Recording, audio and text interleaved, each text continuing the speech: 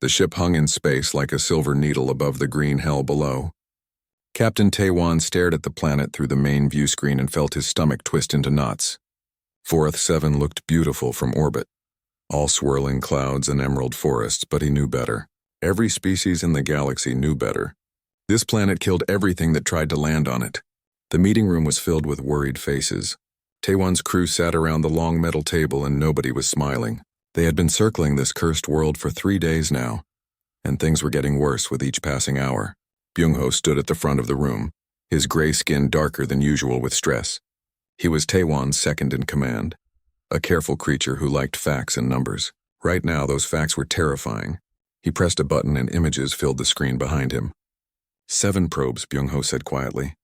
We have sent 7 probes to the surface. All 7 are gone. Destroyed, eaten, we don't even know which.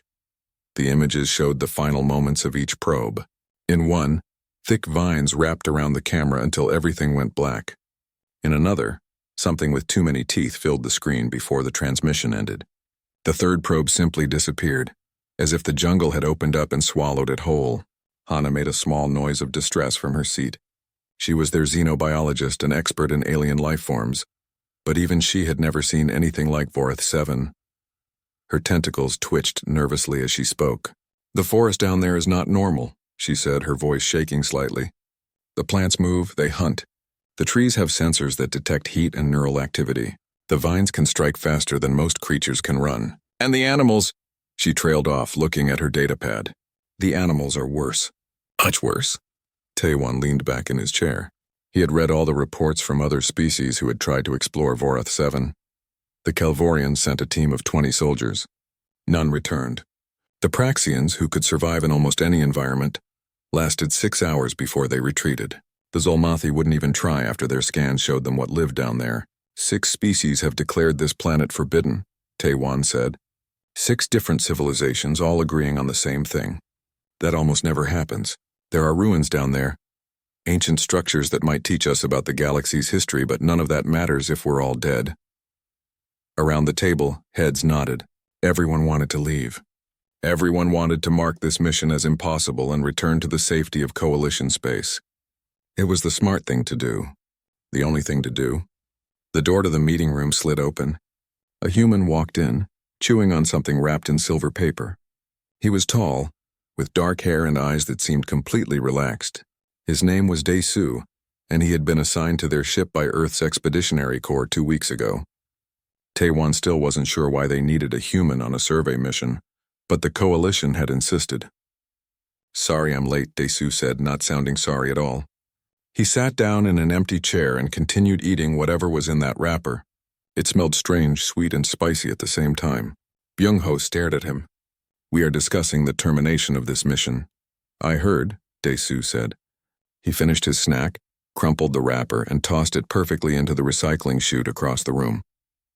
So nobody's actually tried to set up a camp down there? Just probes and quick visits? The room went silent. Hana's tentacles stopped twitching. Byung-ho's mouth fell open slightly. Taiwan felt his translator implant kick in twice, as if it couldn't believe what it had just heard. Set up a camp? Taiwan repeated slowly. On the planet that hunts everything with a nervous system? That camp? Dae-Soo nodded like they were discussing the weather. Yeah. I mean, running away from predators is usually what makes them chase you. Has anyone tried just staying put? Establishing a presence? Hana made a sound that her species made when they thought something was insane. The probes we sent were stationary. They were still destroyed within minutes. Probes aren't alive, Dae-Soo said. He leaned forward, resting his elbows on the table. They don't eat, don't make noise, don't do anything except watch. They're targets. What I'm talking about is different. Setting up an actual base camp. Living down there. Byung-ho's scales had gone completely dark now. That is suicide. Maybe, Dae-Soo admitted. Or maybe it's the only thing nobody's tried yet. Look, I've read the reports too. Every species that came here either sent machines or tried to sneak through as fast as possible. Nobody's tried to actually establish territory. Taiwan studied the human carefully. In his years of service, he had met many humans. They were strange creatures, unpredictable and often reckless, but they had a reputation for surviving in places that killed everyone else. Earth itself was considered a hostile world by most species. with its violent weather and dangerous native life. Yet humans had not only survived there, they had thrived. What exactly are you proposing? Taewon asked. Daesu smiled. Let me go down there alone. I'll take a cargo pod, basic equipment, and supplies. I'll set up a camp and prove that the jungle can be managed. Give me 72 hours. If I'm still alive and the camp is stable, then we know it can be done. If not, he shrugged. Well, you were planning to leave anyway. The room erupted. Byung-ho said it was madness. Hana said it violated safety protocols. Others joined in, all talking at once, all saying the same thing in different ways. This was impossible. This was foolish. This would only result in one dead human. Taewon raised his hand for silence. The crew went quiet, though they still looked agitated. Under coalition law, Daesu said into the silence, humans are permitted to engage in adaptive risk protocols during survey operations. It's in the Charter, Section 47, Paragraph 12. I'm volunteering under that provision. Taewon knew the law. He had hoped he would never have to use it. The rule existed because humans had a strange way of solving problems that seemed impossible. Sometimes it worked. Sometimes it didn't. But the coalition had learned that stopping humans from trying was often worse than letting them attempt their crazy plans. He looked around the table.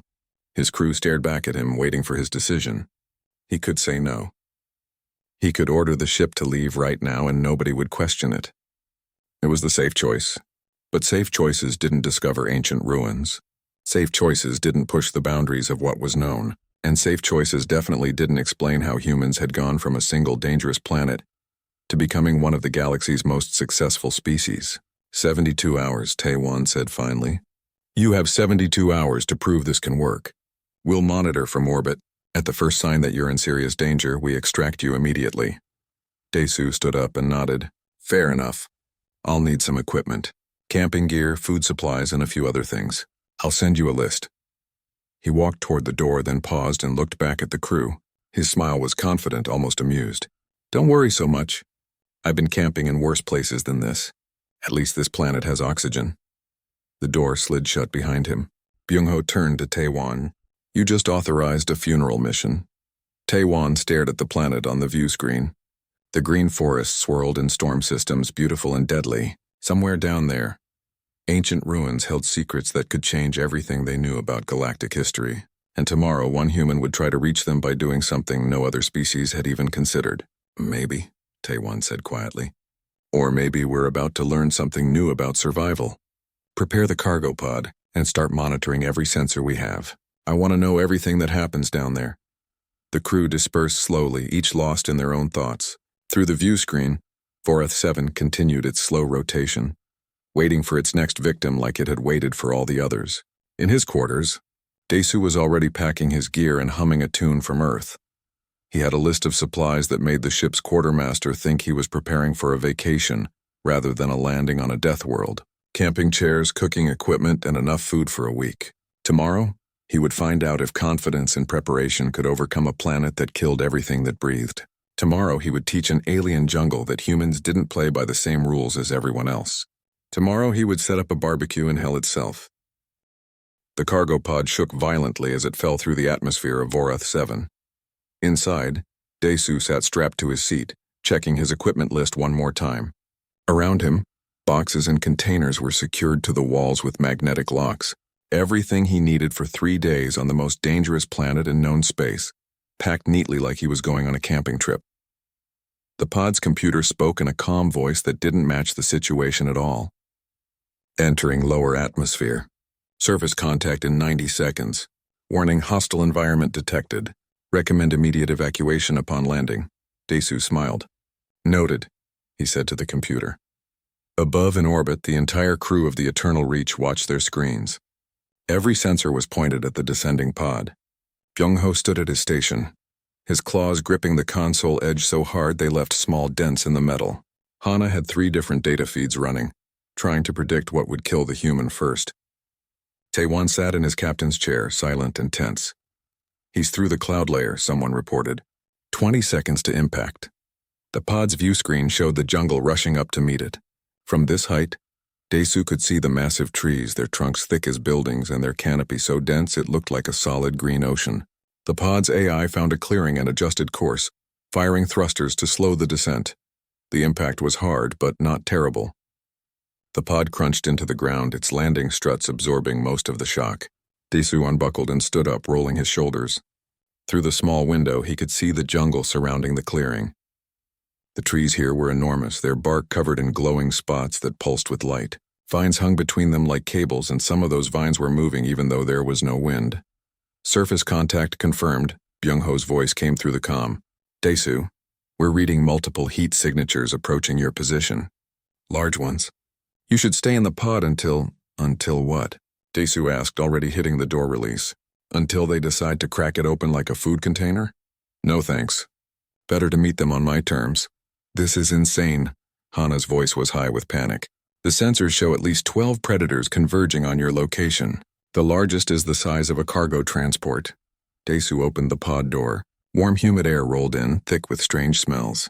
The jungle was loud with sounds that no Earth forest ever made. Clicks and whistles, deep rumbling groans, and high-pitched shrieks that made his skin prickle. The air itself felt alive, filled with floating spores that sparkled in the filtered sunlight. He stepped out into the clearing and took a deep breath. The spores tickled his nose, but his immune system had been boosted before the mission. The air was breathable, if a bit thick. He could work with this. Behind him, the pod's cargo bay was opening automatically. Desu walked over and started pulling out containers. The crew in orbit was shouting through his comm, warning him about the approaching creatures, but he ignored them and focused on his work. First, he set up a portable grill. It was a simple unit, designed for use on various planets with adjustable legs that compensated for uneven ground. He placed it in the center of the clearing about 10 meters from the pod. What is he doing? Taewon asked, staring at his screen in confusion. He's setting up cooking equipment, Byung-ho replied, his voice flat with disbelief. In the middle of a predator convergence. He's setting up a barbecue. Desu worked quickly but calmly. He assembled 2 folding chairs and placed them near the grill. From a sealed container, he pulled out a bag of charcoal. Real charcoal from Earth, specially imported. He arranged the pieces in the grill, stacked them properly for even heat distribution, and pulled out a plasma lighter. The vines at the edge of the clearing were moving now, sliding toward him like snakes. Through the gaps in the trees, he could see shapes circling the perimeter. Large shapes with too many legs, or too few, or none at all. Red eyes watched him from the shadows. Something growled, a sound so deep he felt it in his chest. Desu, please. Hana begged through the comm. Get back in the pod. The predators are within striking distance. He lit the charcoal. The flames caught quickly, spreading through the pile with a soft whooshing sound. Smoke began to rise, a thin gray column that climbed into the jungle canopy. The sounds from the jungle changed. The circling stopped. The growling paused. Even the moving vines seemed to hesitate. The smoke will attract everything within kilometers, Hana said, her voice shaking. Every predator, every hunter, they'll all come to investigate. I know, Desu said. He opened another container and pulled out sealed packages of meat. They were marinated cuts from the ship's protein synthesizer, prepared with earth spices that he had brought from home. Garlic, pepper, paprika, and a dozen others. That's exactly what I want. He placed the meat on a small table next to the grill and sat down in one of the chairs to wait for the charcoal to reach proper cooking temperature. Through his comm, he could hear the crew arguing, panicking, debating whether to abort the mission and pull him out by force. Around the clearing, more shapes appeared. 6-legged creatures the size of bears, covered in scales that shifted colors. Flying things with membrane wings and beaks full of needle teeth. Something that looked like a walking tree stump with eyes on stalks. They all stopped at the tree line, watching the strange scene in the clearing. The human sat in a folding chair. Smoke rose from his fire. The smell of charcoal filled the air, mixed with the chemical scent of the lighter fluid. And none of it made sense to the jungle's predators. This wasn't prey behavior. This wasn't predator behavior.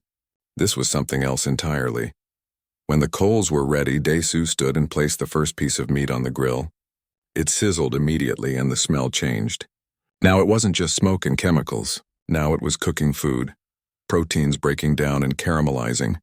Fats rendering and mixing with the spices. The smell rolled out across the clearing like a wave. It hit the tree line and kept going, spreading through the jungle. Above in orbit, the crew's sensors showed the predators' reactions. Some moved closer. Others backed away. All of them seemed confused. This is impossible, Byung-ho whispered. They should be attacking. Every instinct, every pattern we've observed says they should have killed him by now. Desu flipped the meat and sat back down. He pulled out a bottle of water and took a long drink. The sun was setting, painting the sky in shades of orange and purple that filtered through the canopy in beautiful patterns. One of the scaled creatures at the tree line took a step forward, then stopped. Its nostrils flared, taking in the scent. "They're curious," Desu said calmly. "Confusion before aggression. It's a good sign." He pulled the first piece of meat off the grill and placed it on a plate. Then he put a second piece on to cook.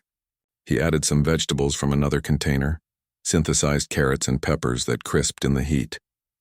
When everything was ready, he assembled it all into a sandwich using bread that he had warmed on the grill's edge.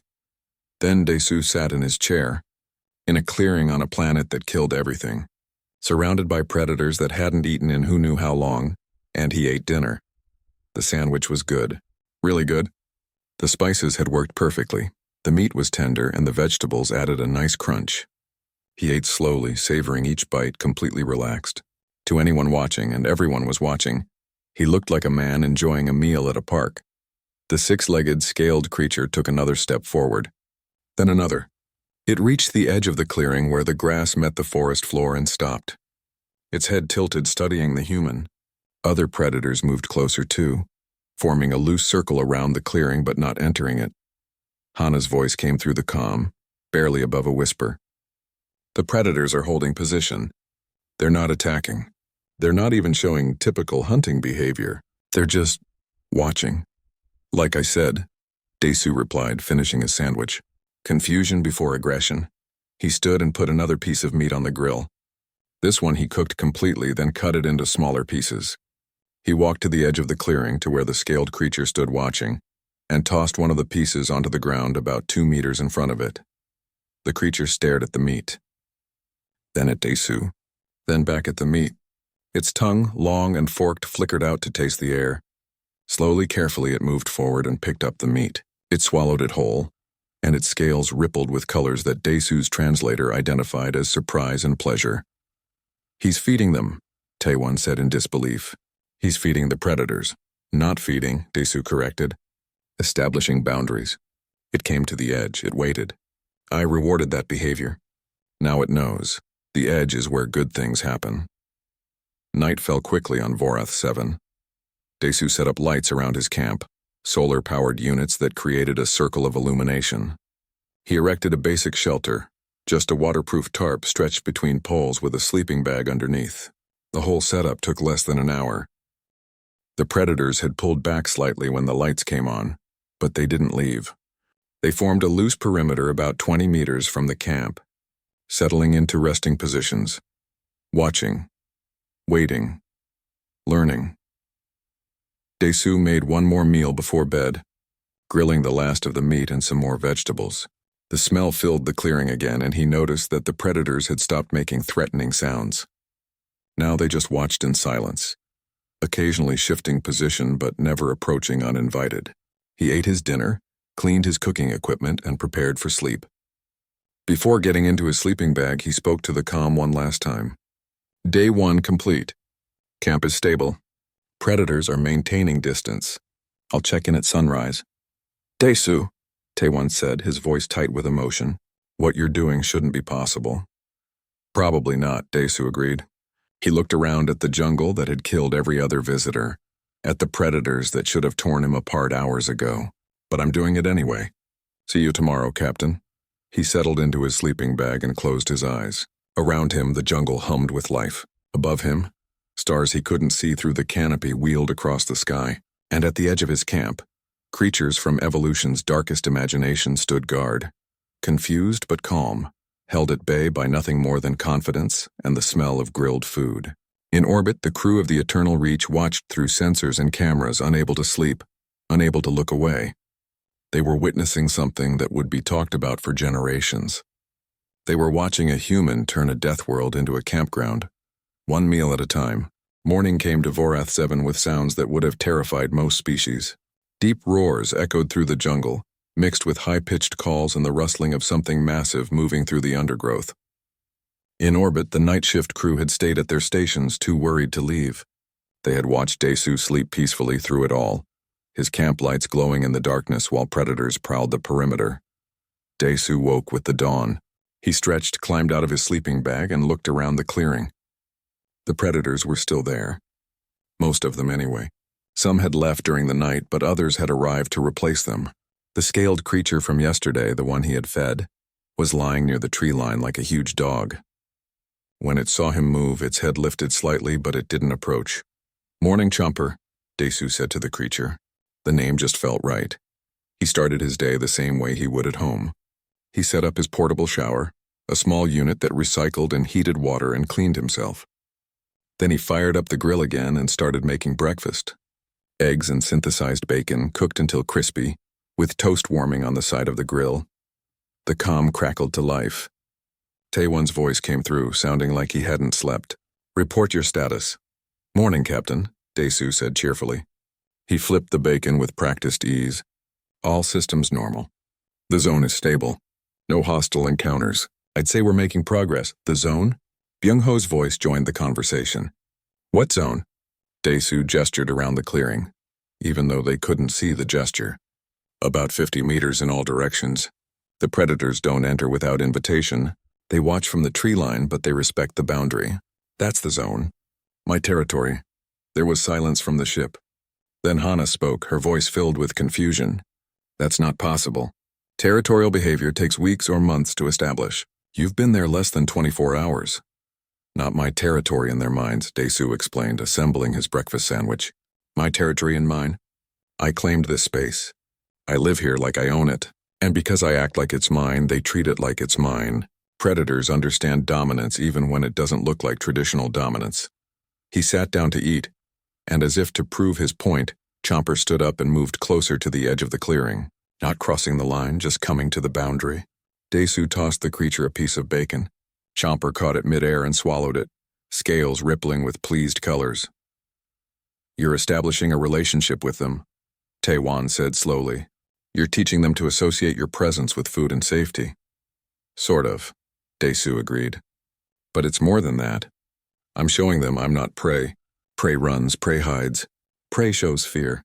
I do none of those things. And the barbecue, the cooking, the fire, all of it tells them I control resources.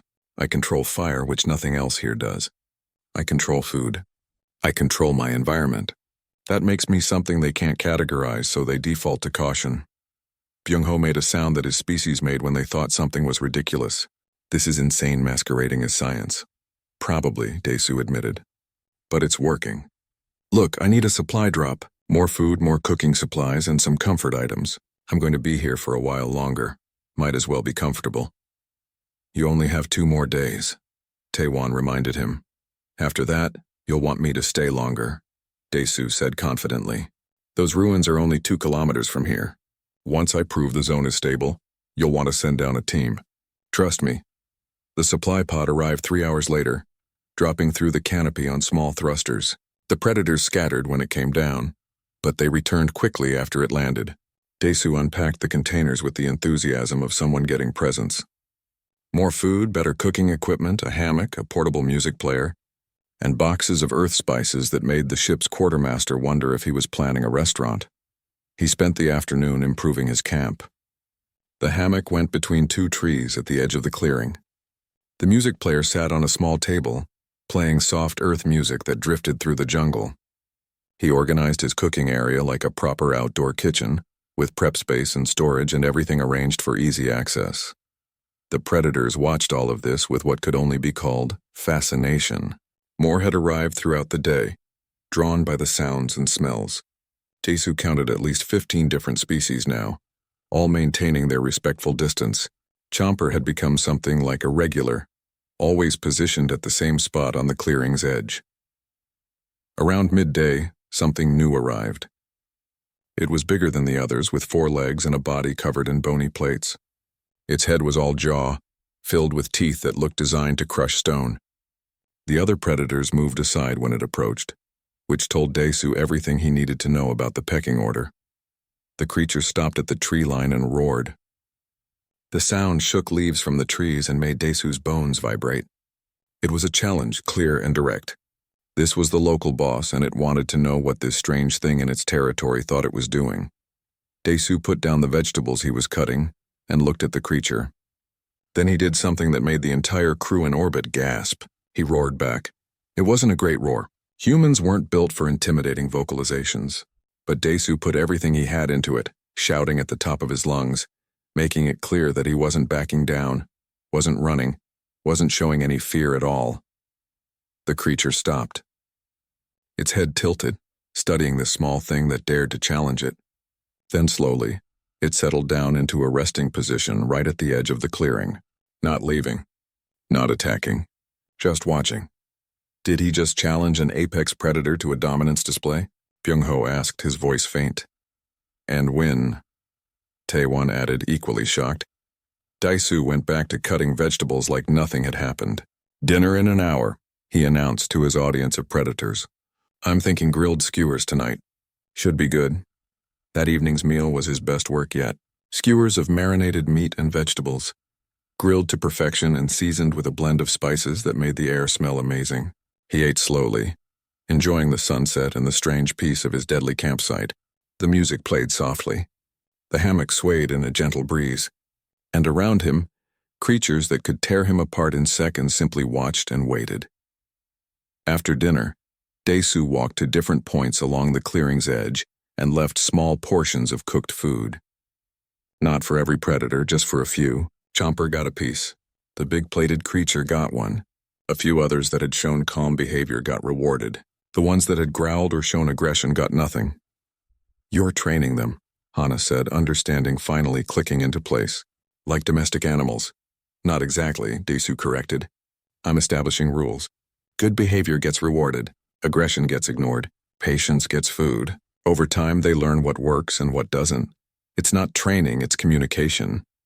This only works because you're human, Byung-ho said quietly. Any other species would be dead by now. Maybe, Daesu agreed. Or maybe any species could do this if they tried. You all assumed the jungle was the threat. But the jungle is just an ecosystem. It has rules, patterns, behaviors. Once you understand those, you can work with them instead of against them. He sat in his hammock as night fell, the music playing softly, the camp lights creating a bubble of civilization in the wild. The predators had found their spots for the night, arranged in a loose circle around his territory. Some slept. Others watched. All of them were calm. Captain, Daesu said into the calm, I think we're ready for the next step. Send down a scout team tomorrow. 4 people, standard equipment. I can take them to the ruins safely. Absolutely not, Byung-ho said immediately. One human doing the impossible is miracle enough. We're not risking anyone else. The whole point of this mission is to investigate those ruins, Daesu reminded them.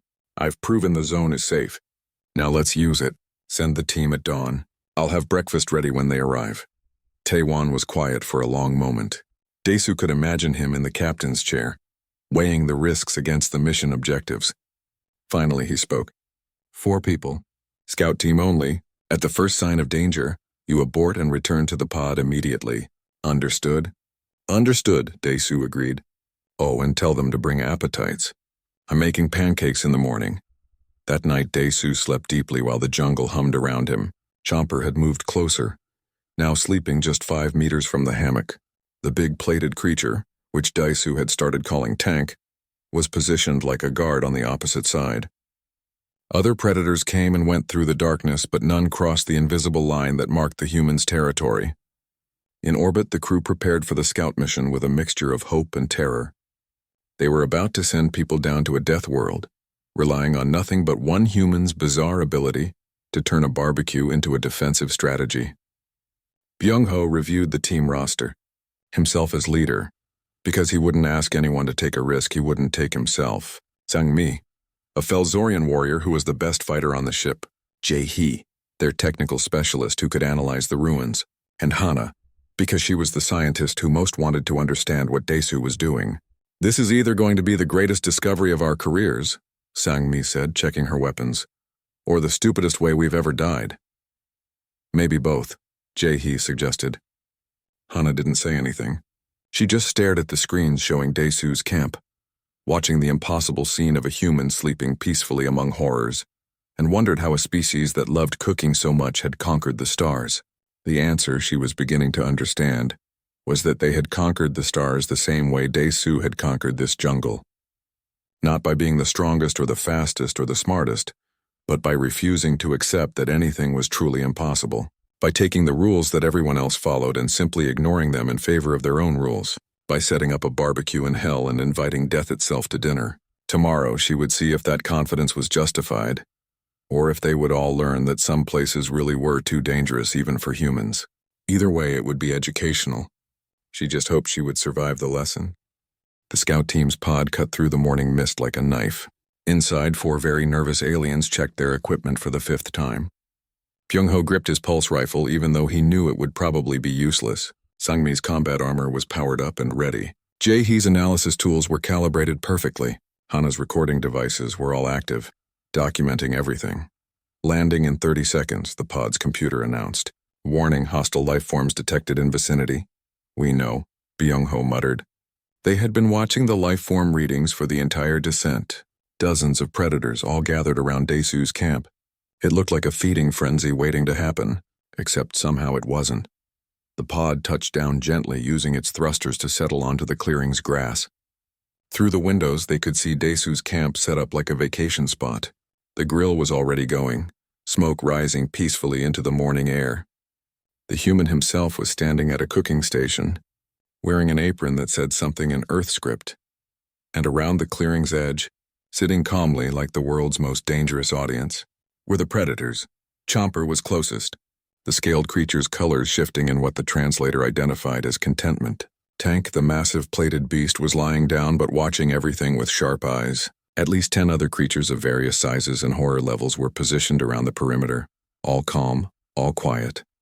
This is insane, Sangmi whispered. She had fought in 3 wars and never been this scared. It's fascinating, Hana countered, though her tentacles were rigid with tension. Byung-ho opened the pod door slowly. The smell hit them immediately. Cooking food, rich and savory, mixed with the jungle's natural scents. It smelled like breakfast and danger in equal measure. Desu waved cheerfully. Morning! Hope you're hungry. I'm making pancakes and something called French toast. Also bacon, eggs, and real coffee. Come on over. The scout team emerged from the pod like soldiers entering a minefield. Every step was careful, measured. Their weapons were ready. Their sensors were scanning constantly. They were prepared for everything. They were not prepared for Desu to hand them plates of hot food. Eat, he insisted. Food's better when it's fresh. And trust me, you'll want energy for the hike to the ruins. Byung-ho stared at the pancakes. They smelled incredible. His stomach, despite his fear, rumbled loudly. How are you so calm? Why wouldn't I be calm? Desu gestured around the clearing. Everything's under control. The zone is stable. The locals are used to me now. We're good. Sangmi kept her rifle pointed at Chomper while she ate with her other hand. The food was, she had to admit, amazing. Humans had a gift for flavor that most species lacked. But that didn't change the fact that they were eating breakfast while surrounded by things that wanted to eat them. They don't want to eat you, Desu said, reading her expression. If they wanted that, you'd be dead already. They're curious, cautious, but not aggressive. See Tank over there? He's the apex predator for this area. 3 days ago, he would have killed anything that entered his territory. Now he's my security guard. You named them, Hana said, fascinated and horrified in equal measure. They needed names. Makes it easier to communicate. Desu poured coffee for everyone, strong and black. Look, I know this seems crazy, but the barbecue strategy works on a simple principle. Predators hunt what runs. They challenge what threatens them.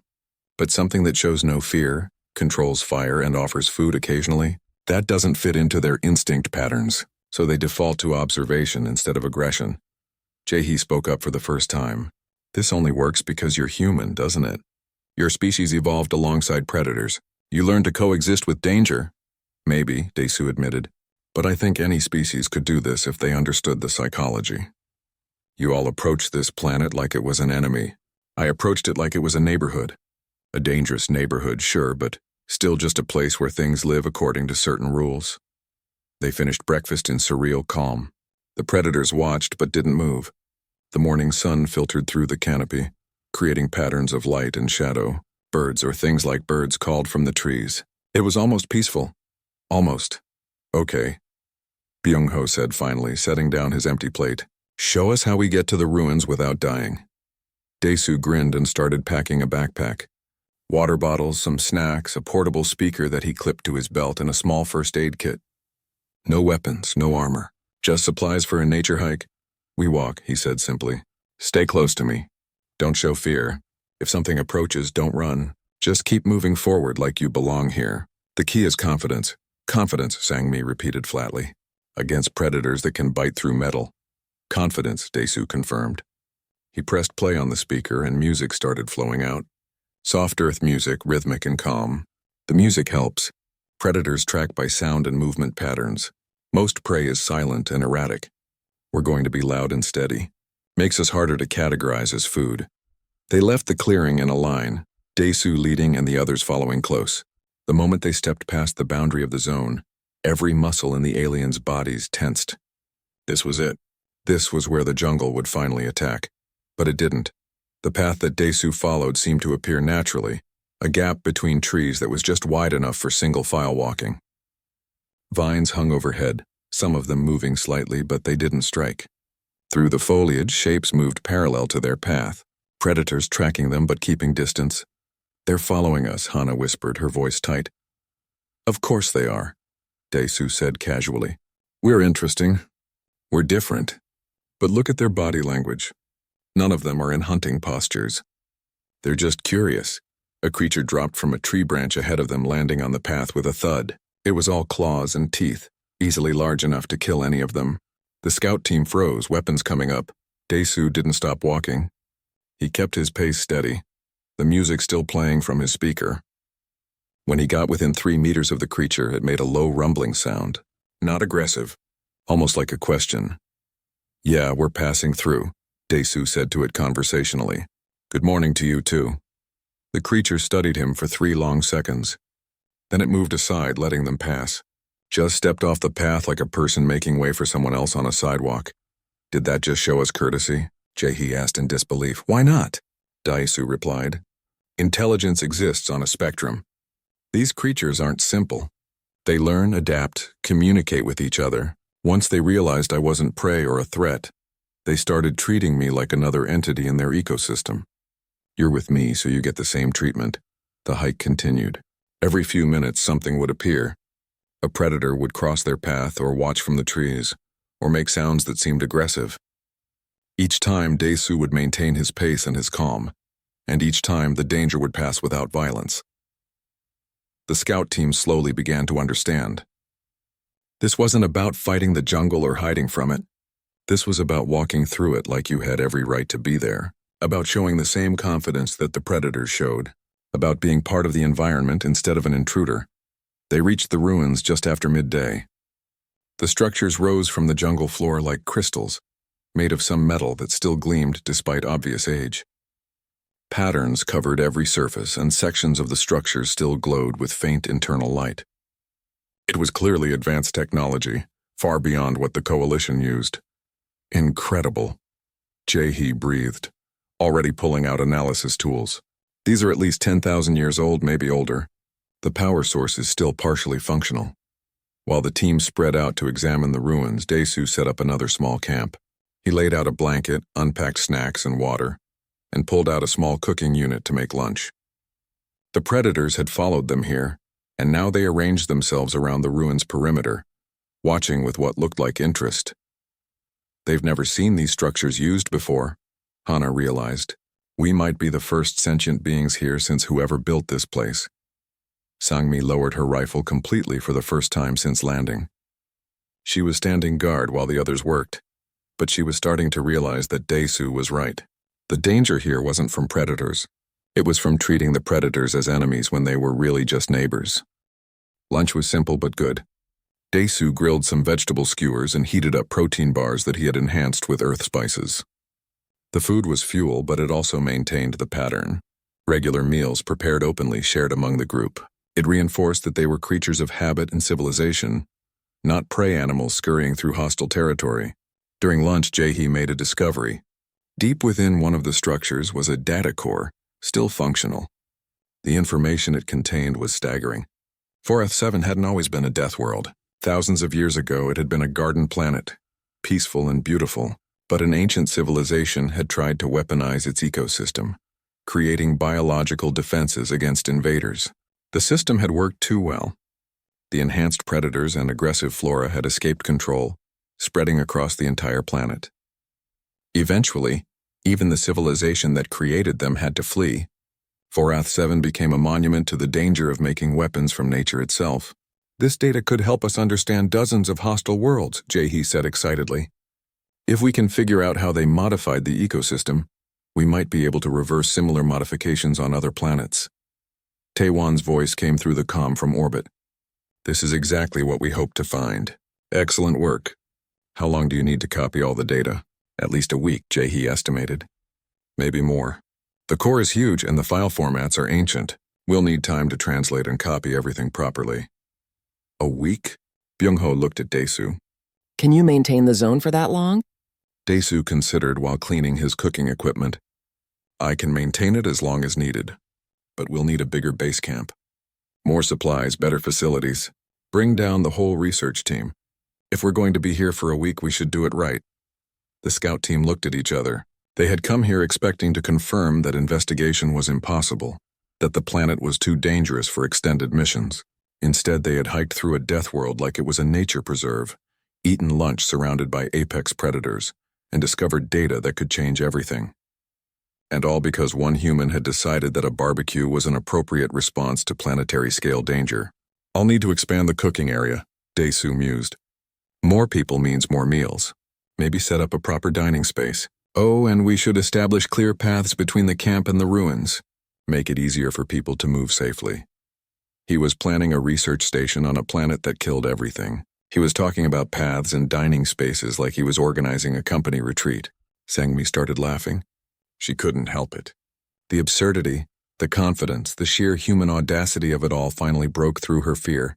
Soon Jae-hee was chuckling too. Even Byung-ho's stern expression cracked into something like a smile. Hana watched them all and updated her notes. She was documenting something unprecedented. Not just the ruins or the data or the ecosystem. She was documenting the moment when other species learned that humans didn't conquer hostile environments by destroying them or avoiding them. They conquered hostile environments by moving in, setting up a barbecue, and making the hostility irrelevant. As the sun began to set, they started the hike back to the main camp. The predators followed again, but now the scout team barely noticed them. They had learned what Dae-soo already knew. Fear was a choice. The jungle hunted what ran. They had stopped running. 1 week later, Vorath 7 looked different. Not the jungle itself, which remained as wild and dangerous as ever, but the clearing where Dae-soo had first landed. What had been a simple campsite was now a functioning research station. Prefab buildings stood in neat rows, their walls reinforced but their doors left open to the air. Lit pathways connected everything, making it easy to move between the sleeping quarters, the research lab, the data processing center, and the ruins beyond. Solar panels collected energy from the filtered sunlight. Water recyclers hummed quietly. And in the center of it all, like the heart of the whole operation, was Dae-soo's expanded cooking area. It wasn't a simple barbecue anymore. Now it was a full outdoor kitchen with multiple grills, prep stations, storage units, and a large dining area with tables and chairs. Dae-soo had even put up string lights overhead, giving the space a cheerful atmosphere that seemed impossible given the location. Captain Taewan walked the perimeter of the base, still half convinced he was dreaming. 14 crew members were living and working on a planet that had killed every previous expedition. Researchers moved between buildings without weapons, carrying datapads and sample cases. The most dangerous thing anyone worried about was tripping over equipment cables. Beyond the base's boundary, the predators maintained their watch. They had become a permanent fixture, a living wall of teeth and claws that somehow served as protection rather than threat. New predators came and went, but the regulars remained. Chomper rarely left his spot near Dae-soo's kitchen. Tank had claimed a position where he could watch the main path to the ruins. Others, whose names only Dae-soo knew, arranged themselves in a loose circle. Byung-ho joined Taiwan at the edge of the settlement. His gray skin had returned to its normal color, stress finally fading after days of watching the impossible become routine. 7 research papers, he said quietly. The xenobiology team has written 7 papers just on the predator behavior patterns. Hana says she's going to need a whole book to document everything she's observed. And the ruins? Taewon asked. Jae-hee estimates another 3 days to finish copying the data core. But the preliminary findings are revolutionary. The ancient civilization's bioengineering techniques could help us rehabilitate dozens of hostile worlds. The Coalition Science Council is already fighting over access to the information. Taewon nodded slowly. When they had arrived at Vorath 7, he had expected to confirm it was impossible to investigate and move on. Instead, they were making discoveries that would change galactic history. And all because one human had refused to accept that danger meant defeat. "Captain," someone called from the research lab. "You should see this." They hurried over to find Hana and her team gathered around a holographic display. The data showed something incredible. The predators around the base weren't just watching anymore. They were actively defending the perimeter against other predators that tried to approach. The jungle's food chain had reorganized itself around the human settlement. "They're treating this place like a neutral zone," Hana explained, her tentacles waving with excitement. "A safe space in the territory wars that normally rage through this jungle. Predators that would normally fight each other are tolerating shared proximity here, because the zone offers advantages, safety from ambush, occasional food offerings from Daesu, a break from constant survival pressure. He created an oasis," Taewon said in wonder. "In the middle of a death world, he created a place where even the predators can rest." That evening, Daesu announced something special. He was making a feast, a real meal, not just functional food but a celebration. He spent hours preparing, using ingredients from the ship's stores and spices from his personal collection. The smell of cooking food filled the entire base and drifted out into the jungle beyond. The crew gathered as the sun set, sitting at the long tables in the dining area.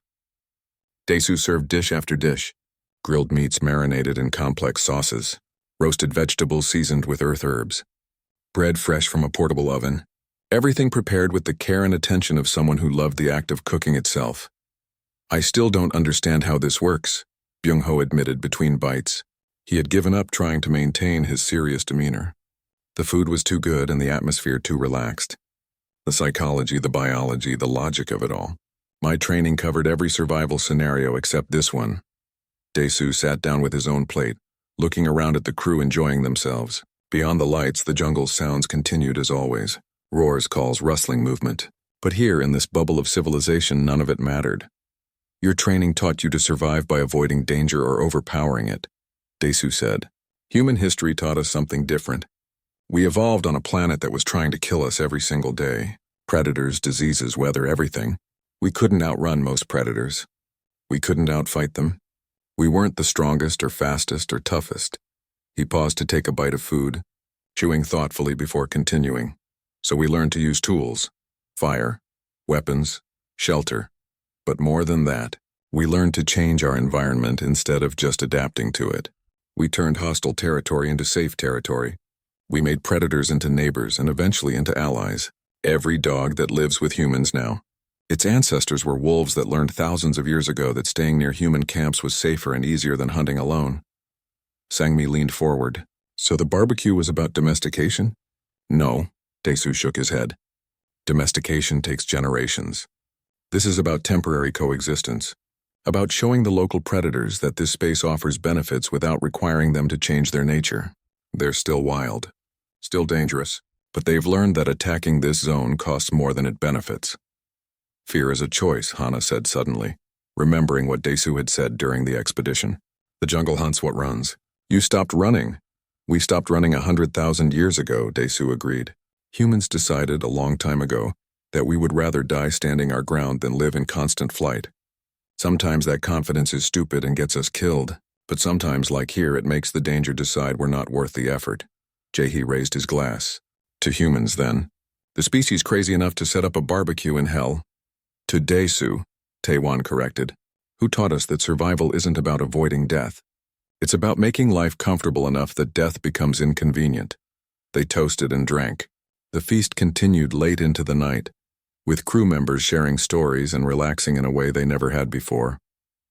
The work on Vorath 7 was hard, but the evenings were pleasant. The danger was real but manageable. They had learned to live here, not just survive. Around the perimeter, the predators watched the celebration with what almost seemed like approval. Chomper's scales reflected the string lights in patterns that looked cheerful. Tank had moved closer than usual, drawn by the smells and sounds. Smaller predators that had learned to trust the zone crept near the boundary, hoping for scraps. Desu made his rounds after dinner, distributing food to the regular visitors. He had established rules over the week. Only predators that maintained calm behavior got treats. Aggression was ignored. Patience was rewarded. The system worked because it was consistent, and predators understood consistency. Later that night, after most of the crew had gone to their quarters, Tae-wan found Dae-soo cleaning the cooking equipment. The human worked methodically, scrubbing grills and organizing supplies for the next day. "The Coalition wants to establish a permanent research station here," Taiwan said. "After we leave, they'll send a larger team to continue studying the ruins and the ecosystem. They're asking if you'll stay on as environmental coordinator."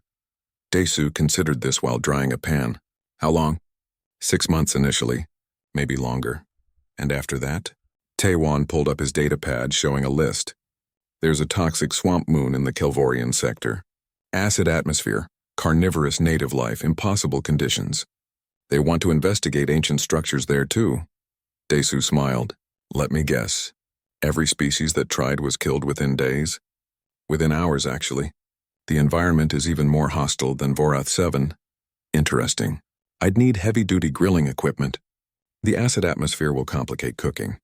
And I'll need to research what earth spices work best with swamp-adapted biology." He was already planning, already thinking through the logistics of turning another impossible world into a manageable one. Tae-wan laughed. He couldn't help it. A month ago, he would have thought anyone planning to barbecue on a toxic swamp moon was insane. Now he knew better. Now he understood that human insanity was really just a different way of approaching problems. "I'll approve whatever supplies you need," Tae-wan promised. "After this mission, I'll approve anything you ask for." 3 days later, Jae-hee finished copying the data core. The information was complete, translated, and ready for transmission to the Coalition. The research team had gathered samples, documented behaviors, and made enough discoveries to fuel scientific papers for years. The mission was a complete success. Not just successful, but historically significant. First contact with an ancient civilization's technology. Proof that death worlds could be studied safely. Revolutionary discoveries in biology, engineering, and psychology.